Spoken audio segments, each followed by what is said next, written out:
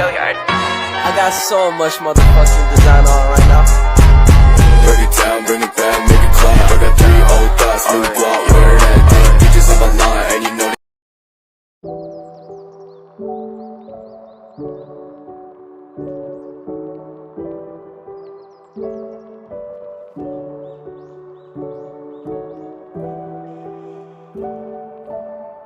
Pengertian demokrasi. Demokrasi berasal dari bahasa Yunani demos dan kratos. Demos bermakna rakyat atau khalayak, sementara kratos bermakna pemerintahan.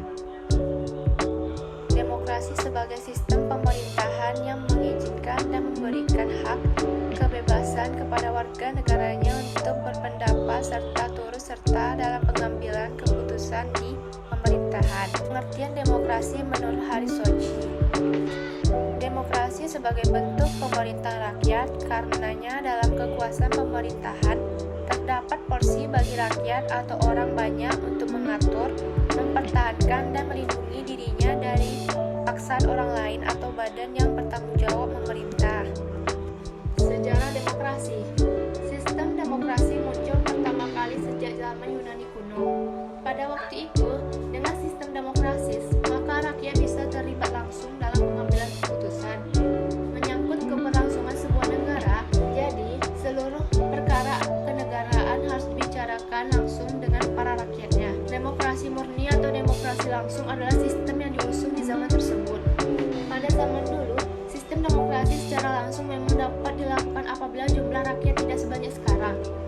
Tentunya dengan cakupan wilayah Indonesia sangat luas, dengan jumlah penduduk hingga 250 juta, sistem tersebut sudah tidak relevan untuk diterapkan. Sehingga rakyat tidak mungkin lagi secara langsung terlibat dalam setiap keputusan pemerintah. Oleh karena itu, terbentuklah seperti sekarang dengan adanya Dewan Perwakilan Rakyat sebagai perpanjangan tangan dari aspirasi rakyat.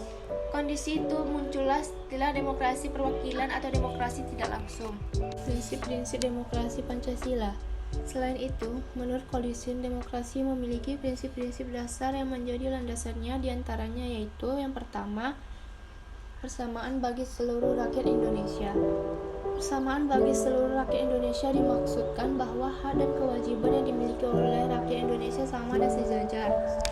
Yang kedua, keseimbangan antara hak dan kewajiban. Prinsip keseimbangan antara hak dan kewajiban memberikan pengertian bahwa negara dalam menerima hak yang dimilikinya, namun juga diseimbangkan dengan kewajiban yang dimiliki. Yang ketiga, pelaksanaan kebebasan bertanggung jawab secara moral kepada Tuhan Yang Maha Esa, diri sendiri dan orang lain. Demokrasi Pancasila memberikan kebebasan kepada setiap individu, namun dengan batasan yang bertanggung jawab.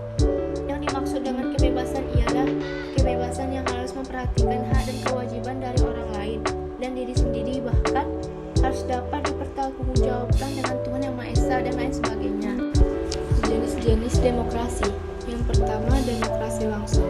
Dalam sistem demokrasi langsung, setiap rakyat berhak memberikan aspirasinya melalui pendapat atau suara dalam menentukan sebuah keputusan. Biasanya setiap rakyat mewakili dirinya sendiri dalam memilih kebijakan, sehingga secara langsung keadaan politik berada di tangan rakyat.